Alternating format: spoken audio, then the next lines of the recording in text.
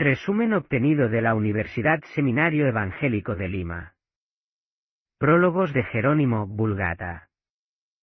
Aunque Jerónimo, que fue comisionado por Dámaso en el 382 después de Cristo, sabía que ya en el Concilio de Nicea, 325 después de Cristo, se incluyeron libros que él llama apócrifos, Jerónimo se resiste a incluirlos en su traducción y explica en varios de sus prólogos que no son canónicos. En el Concilio de Roma del año 382 vuelven a declararlos canónicos.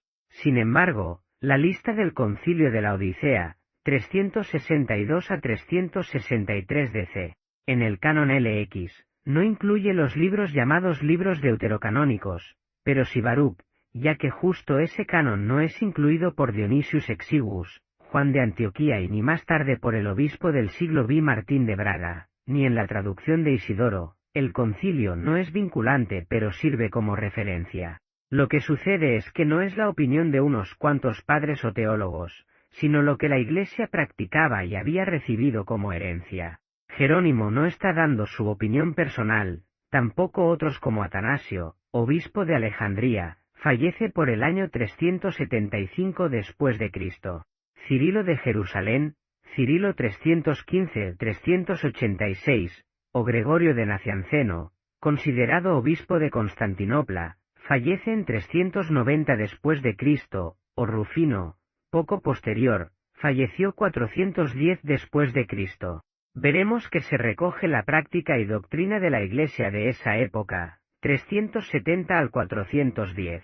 Lo que podemos apreciar es que a pesar de que los padres anteriores y posteriores a estos concilios no los consideran inspirados sino solo para lectura, hay en esa época una corriente herética en sectores de la Iglesia que por votación e influencia en este caso de Dámaso marca pautas para introducir herejía contra la verdadera tradición apostólica y de los padres hasta entonces.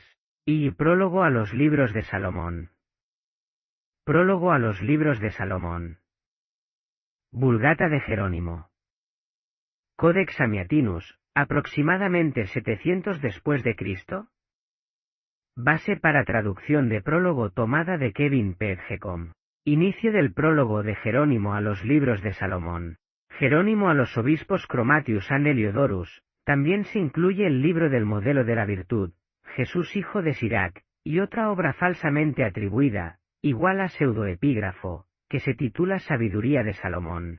El primero de estos, Jesús hijo de Sirac, también lo he encontrado en hebreo, titulado no eclesiástico como entre los latinos, sino parábolas, a las que se unieron Eclesiastés y Cantar de los Cantares, como si hiciera de igual valor la semejanza no sólo del número de los libros de Salomón, pero también el tipo de sujetos. El segundo, Sabiduría de Salomón, nunca fue entre los hebreos, cuyo estilo apesta a elocuencia griega.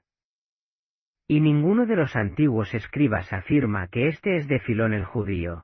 Por tanto, así como la Iglesia también lee los libros de Judith, Tobías y los Macabeos, pero no los recibe entre las escrituras canónicas, así también se pueden leer estos dos rollos para el fortalecimiento del pueblo, pero no para confirmando la autoridad de los dogmas eclesiásticos. Podemos comprobar que Jerónimo aclara en este prólogo a los libros de Salomón que los siguientes libros no se hallan dentro del canon, y no pueden utilizarse para confirmar dogmas eclesiásticos, doctrina, como lo hacen en la teología católico-romana. 1. Jesús hijo de Sirac, llamado eclesiástico entre latinos y parábolas en hebreo. 2. Sabiduría de Salomón 3. Judith 4. Tobías 5. Macabeos 2. El prefacio al libro de Reyes, de la Vulgata de Jerónimo, Codex Amiatinus, aproximadamente 700 después de Cristo, subrayada y con algunas notas. Prólogo protector. Jerónimo comienza el prólogo de San Jerónimo del libro de Reyes por la línea 19. Escribe Jerónimo, como, entonces, hay 22 caracteres elementales por medio de los cuales escribimos en hebreo todo lo que decimos, y la voz humana se comprende dentro de sus límites, así reconocemos 22 libros, mediante los cuales, como por el alfabeto de la doctrina de Dios, un hombre justo es instruido en la tierna infancia, y como si fuera que, mientras todavía son de pecho, Seguidamente pasa a enumerarlos, lo que despeja toda posible duda y los agrupa en 22 según el canon hebreo, aunque sugiere agruparlos en 24, y no nombra a los mal llamados deuterocanónicos, que como veremos Jerónimo los llama apócrifos. El primero de estos libros se llama Breshit, al que le damos el nombre de Génesis. El segundo, Yeshmot, que lleva el nombre de Éxodo. El tercero, Vayekra, que es Levítico. El cuarto, Vayedabber, que llamamos Números. El quinto, Devarim, que se titula Deuteronomio. Estos son los 5 en agrupación actual, 5 libros de Moisés, a los que llaman propiamente Toure, es decir, ley. La segunda clase está compuesta por los profetas, y comienzan con Jesús, el hijo de Nabe, que entre ellos se llama Josué ben Nan. El siguiente en la serie es Soptim, que es el libro de jueces, y en el mismo libro incluyen a Ruth, porque los eventos narrados ocurrieron en los días de los jueces. El tercero es Samuel, al que llamamos primer y segundo Reyes, primera y segunda Samuel. El cuarto es Malachim, es decir, Reyes, que está contenido en los volúmenes tercero y cuarto de Reyes. Y es mucho mejor decir Malachim, que es Reyes, que Malachot, que son reinos, porque el autor no describe los reinos de muchas naciones, sino el de un pueblo, el pueblo de Israel, que está comprendido en las 12 tribus. El quinto es Isaías, el sexto, Jeremías, el séptimo, Ezequiel, el octavo es el libro de los 12 profetas, que se llama entre ellos Tareasra. Total 22 en agrupación actual. A la tercera clase pertenecen los hagiógrafos, biografías, de los cuales el primer libro comienza con Job, el segundo con David, cuyos escritos dividen en 5 partes y comprenden un volumen de salmos. El tercero es Salomón, en 3 libros, Proverbios, que ellos llaman parábolas, que es Masalot, Eclesiastés, eso es Coelet, y el Cantar de los Cantares, que denotan con el título de Sira Sirim. El sexto es Daniel, el séptimo, Dabre Ayamim, es decir, palabras de días, que podemos llamar más descriptivamente una crónica de toda la historia sagrada, el libro que entre nosotros se llama primer y segundo Paralelipómenos, primera y segunda de Crónicas igual a las omisiones. El octavo es Esdras, que también se divide entre griegos y latinos en 2 libros, Esdras y Nehemías. El noveno es Esther. Total 11 en agrupación actual, y también hay 22 libros de la ley antigua, es decir, 5 de Moisés, 8 de los profetas, 9 de los hagiógrafos. Aunque algunos incluyen a Ruth y Sinod, Lamentaciones, entre los hagiógrafos, y piensan que estos libros deben considerarse por separado, así deberíamos tener 24 libros de la antigua ley. Y esto representa el Apocalipsis de Juan por los 24 ancianos, que adoran al Cordero y ofrecen sus coronas con rostro reducido, mientras que en su presencia se encuentran las 4 criaturas vivientes con ojos delante y detrás, es decir, mirando al pasado y al pasado futuro, y con voz incansable que grita, Santo, Santo, Santo, Señor Dios Todopoderoso, que fue y es y será. Vemos que considera 5 más 22 más 11 igual a 38 más Lamentaciones igual a 39 libros. Más adelante, por la línea 52, donde dice que los que no se encuentran en la lista anterior están fuera del canon y están entre los libros apócrifos. Este prefacio, prólogo, de las Escrituras puede servir como la armadura, Galeatum, casco igual a protección, guía, de todos los libros que convertimos del hebreo al latín, de modo que podamos estar seguros de que lo que está fuera de ellos debe dejarse de lado entre los escritos apócrifos. Por tanto, la sabiduría de Salomón, como suele llamársela, y el libro del Jesús hijo de Sirac, eclesiástico, y Judith y Tobías y el pastor no se hallan en el canon. El primer libro de Macabeos se encuentra en hebreo, pero el segundo es griego, como se puede probar por el mismo estilo, frase. Es Jerónimo el que los llama apócrifos, por eso algunos evangélicos lo llaman así, pero Atanasio, Rufino lo llaman eclesiásticos, son para lectura y no para doctrina leer documento que contiene las citas y texto. 3. Prefacio de Jerónimo al libro de Judith. Vemos, sin embargo, que Jerónimo señala en el prólogo a Judith que este libro fue reconocido como canónico en el Concilio de Nicea, 325 después de Cristo. A pesar de esto se resistía a traducirlo, pero veremos que no una opinión aislada. Entre los hebreos, el libro de Judith se encuentra entre los hagiógrafos. Nota, aquí aclara la glosa ordinaria que el copista por temor cambia apócrifos por hagiógrafos, sin cambiaría el sentido de la oración y de todo lo escrito en Reyes y el prólogo protector. El sentido es que, aunque Jerónimo considera que no es canónico, aunque conoce que en Nicea lo han puesto equivocadamente dentro del canon, lo pone siendo obligado, cuya autoridad para confirmar a los que han entrado en disputa se considera menos apropiada. La autoridad para confirmar menos apropiada es de los apócrifos, no de los hagiógrafos. Aquí el copista por su cuenta cambia las palabras de Jerónimo como lo aclara muy bien la glosa ordinaria. Sin embargo, habiendo sido escrito con palabras caldeas, se cuenta entre las historias. Pero debido a que el Concilio de Nicea considera que este libro ha sido contado entre el número de las Sagradas Escrituras, he accedido a su solicitud, de hecho una demanda, y habiendo sido apartadas las obras de las cuales fui restringido por la fuerza, he dado a este libro, trabajo de una corta noche traduciendo más sentido por sentido que palabra por palabra. He eliminado la variedad extremadamente defectuosa de muchos libros, solo las que pude encontrar en las palabras caldeas con el entendimiento intacto las expresé en latinas.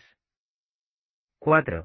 Prefacio de Jerónimo a Tobías. Igualmente, si observamos el prólogo de Jerónimo del libro de Tobías en su traducción al latín de la Vulgata, donde deja claro que los obispos Chromatius y Heliodorus presionaron y que aunque él juzgaba que estaban equivocados debido a que los judíos no lo incluían en el canon, se sujetaba a la autoridad de los obispos. Comienzo del prólogo a Tobías.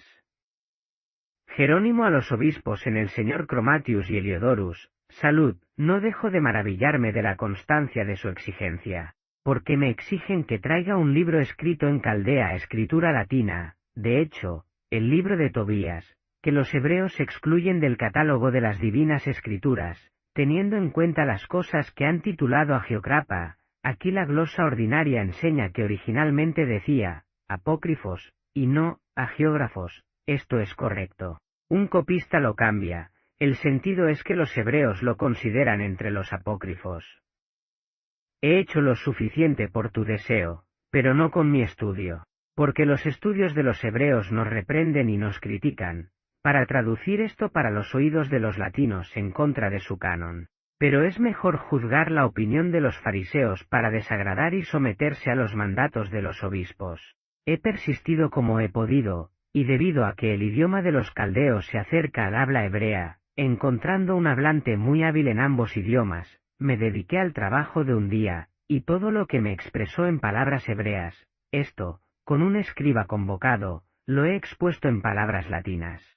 Me pagarán el precio de esta obra con sus oraciones, cuando, por su gracia, haya aprendido que lo que usted solicita que sea completado por mí era digno. Fin del prólogo. Prólogo de Jerónimo al libro de Jeremías de Jerónimo. Comienzo del prólogo del libro de Jeremías. El profeta Jeremías, para quien está escrito este prólogo, fue visto entre los hebreos como ciertamente más rústico en estilo que Isaías y Oseas y algunos otros profetas, pero igual en significado, que obviamente también el mismo espíritu. Además, su sencillez de habla se dio desde el lugar en el que nació, porque era de Anetotita, que es hasta hoy un pueblo a 3 millas de Jerusalén, sacerdote de los sacerdotes y santificado en el vientre de su madre, dedicando su virginidad con un hombre del Evangelio a la Iglesia de Cristo. Este niño comenzó a profetizar el cautiverio de la ciudad y hacia ambos no solo por el Espíritu, sino también con ojos de carne. Los asirios ya habían transferido las 10 tribus de Israel, y ahora colonias de griegos habían tomado posesión de sus tierras. Por eso profetizó solo en Judá y Benjamín, y lamentó las ruinas de su ciudad en un alfabeto cuádruple, que hemos presentado en la medida del metro y en verso.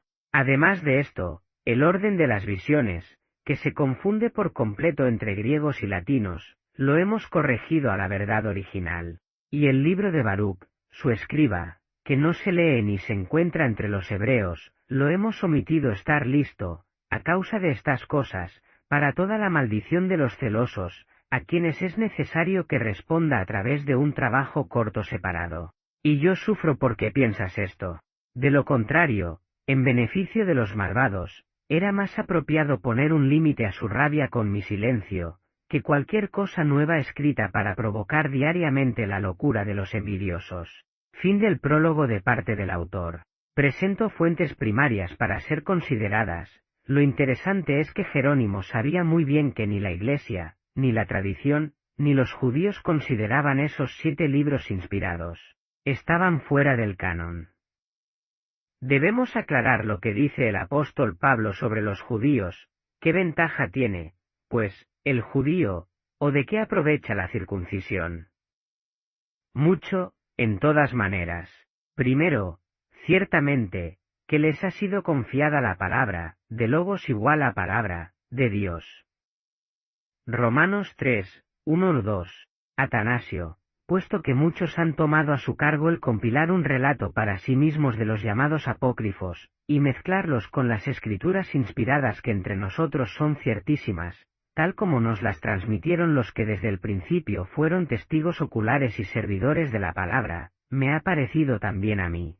Habiendo sido investigado por los verdaderos hermanos, y habiendo aprendido la verdad desde el principio, publicar los libros que fueron admitidos en el canon y que nos han sido entregados a nosotros, y creemos que son divinos, para que si alguno ha sido engañado pueda condenar a aquellos que le han extraviado, y el que ha permanecido libre de error pueda regocijarse al serle recordada de nuevo, la verdad. El número total de los libros del Antiguo Testamento es, pues, de 22, el número, según tengo entendido, de las letras del alfabeto hebreo. Su nombre, en orden, es como sigue: Génesis, Josué, Jueces, Ruth, separadamente. Salmos. Luego Isaías, Jeremías, y con el Baruc, Lamentaciones y la Carta, y después de esta, Ezequiel y Daniel. Pero para alcanzar mayor exactitud voy a añadir esto, viéndome obligado a escribirlo, que hay también otros libros, eclesiásticos, no incluidos en estos ni admitidos en el canon, que han sido designados por los padres para que sean leídos en beneficio de aquellos que se acercan al cristianismo, y desean ser instruidos en la palabra de piedad. La sabiduría de Salomón y la sabiduría de Sirac, es decir el Ecclesiasticus, y Esther y Judith y Tobías, y la llamada instrucción de los apóstoles, y el pastor, y, con todo, hermanos, ni entre los incluidos en el canon ni en los que son leídos, hay en parte alguna mención de los libros apócrifos, sino que son un designio e invención de los herejes. Dice bien claro que no es su opinión, sino que es tradición apostólica, ya que dice, tal como nos las transmitieron los que desde el principio fueron testigos oculares y servidores de la palabra. No es una simple opinión aislada de un hereje o lunático. El que se incluyan los eclesiásticos no significa que son canónicos, sino que eran leídos para edificación, pero no para doctrina. Pero veamos entonces a Cirilo, 33, aprende también de la Iglesia con afán cuáles son los libros del Antiguo Testamento y cuáles del Nuevo, y hazme el favor de no leer ninguno de los apócrifos. Pues si no estás al tanto de lo que todo el mundo conoce y confiesa, ¿por qué pierdes lastimosamente el tiempo con cuestiones dudosas y controvertidas? Lee las Sagradas Escrituras, o sea, estos 22 libros del Antiguo Testamento que tradujeron los 72 intérpretes. Y en el 35, sigue, lee, pues, los 22 libros, pero no quieras saber nada de los apócrifos. Medita y estudia solo aquellos, que son los que en la Iglesia leemos con confianza cierta, mucho más prudentes y piadosos que tú eran los apóstoles, así como los antiguos obispos de la Iglesia que nos los transmitieron. Por tanto, tú, que eres hijo de la Iglesia, no conculques sus leyes, dice claramente, aprende también de la Iglesia, nuevamente no son su opinión personal. Luego dice en la Iglesia leemos con confianza cierta, mucho más prudentes y piadosos que tú eran los apóstoles, así como los antiguos obispos de la Iglesia que nos los transmitieron. No es entonces una opinión personal sino una transmisión apostólica como lo dice literalmente, y de los antiguos obispos. Pero veamos el testimonio de Gregorio de Nacianceno, obispo de Constantinopla, falleció en 390 después de Cristo. otro que es identificado como doctor en la Iglesia Católico Romana y que es encargado de toda una región, que escribe, a fin de que no puedas ser engañado por libros extraños, amigo, acepta esta enumeración aprobada por mí, o exacta. Es decir, que una lista aprobada por la autoridad que era él, como dando el sello de autoridad para la Iglesia, y a continuación presenta una lista de los libros del canon hebreo de la T. No es una opinión personal. Anfiloquio, obispo de Iconio, falleció 395 después de Cristo. En su catálogo de la misma época escribe, no podéis creer con confianza y certeza cada uno de los libros que pretenden ser la Escritura. Algunos son de valor intermedio, y por así decirlo, se hallan cerca de las palabras de verdad, algunos, por otra parte, son espurios y muy peligrosos. Por tanto, voy a enumerar por separado los libros inspirados. A continuación da la misma lista que la anterior, Gregorio de Nacianceno, pero continúa, algunos añaden ester a estos libros. Anfiloquio termina diciendo, es el canon más cierto y fiel de las escrituras inspiradas, que tenéis que obedecer si queréis escapar a las añagazas del mundo. Entonces no son testimonios aislados, ya que Anfiloquio es un obispo que no enseña una opinión personal, como quieren hacer creer. Rufino, falleció 410 después de Cristo. En su exposición del Credo de los Apóstoles, CMM, INSMB almohadilla S. 36,37,38, escribe, estos son libros que los padres incluyeron en el canon, y por medio de los cuales ellos desearon que sean sostenidos los dogmas de nuestra fe. Con todo, es necesario tener en cuenta que hay otros libros que han sido llamados por los antiguos no canónicos, pero sí eclesiásticos, a saber, la sabiduría de Salomón, y la otra sabiduría del hijo de Sirac. El libro de Tobías se halla en la misma clase, y Judith y el libro de los Macabeos. Todos ellos, los padres, deseaban que fueran leídos en las iglesias, pero no se les asignaba valor en el apoyo de ningún artículo de fe. Las otras escrituras eran llamadas apócrifas y no permitían que fueran leídas en las iglesias. Nuevamente enseña Rufino que no es su opinión sino la de los padres. Es por esta razón que fueron incluidos, pero todos sabían que no eran canónicos. Vemos que Atanasio aclara que, han sido designados por los padres, desmintiendo el cuento donde afirman que se equivocaron por guiarse de los judíos. Está bien claro, han sido designados por los padres igual a recoge la tradición verdadera. Cirilo de Jerusalén, doctor de la Iglesia Católico Romana Cirilo 315-386, es muy claro al enseñar que no es por influencia de los judíos sino que es la tradición apostólica, los que en la Iglesia leemos con confianza cierta, mucho más prudentes y piadosos que tú eran los apóstoles. Así como los antiguos obispos de la Iglesia que nos los transmitieron, por tanto, tú, que eres hijo de la Iglesia, no conculques, quebrantes, sus leyes. Ese es el contexto donde también se encuentra Jerónimo, que no quiso al principio traducir los libros que llama apócrifos. Son incluidos solo por insistencia, pero como hemos visto solo para lectura y no para doctrina. Por eso no nos afecta el que se hallen esos 7 libros apócrifos, o como hemos visto que son llamados, eclesiásticos, en algunas Biblias, ya que está claramente establecido y era bien conocido que no eran parte del canon. Los católicos romanos no tienen base para razonar, tienen un razonamiento circular. Si en algún concilio dicen lo contrario, al desviarse cierran los ojos y cierran sus mentes abrazando cualquier herejía. Es en vano con tal razonamiento que la lluvia de testimonios que dan evidencia de la tradición apostólica y patrística sea oída para su perdición, no solo en este tema donde cualquier persona sin prejuicios se da cuenta del abismo de su error. En concilios o sínodos debe haber mayoría entre los obispos de las provincias eclesiásticas y luego la aprobación del Papa. Lo que aparentemente sucedió es que conforme pasan los años, aunque hay pilares de fe en muchas de las provincias, se filtran enseñanzas heréticas y al momento de la votación estos pilares son minoría. En este caso Jerónimo, Atanasio, Cirilo de Jerusalén, Gregorio de Nacianceno, Rufino dejan claro que no se está dando opiniones personales, sino que recogen la práctica y doctrina de la Iglesia heredada por los padres y apóstoles.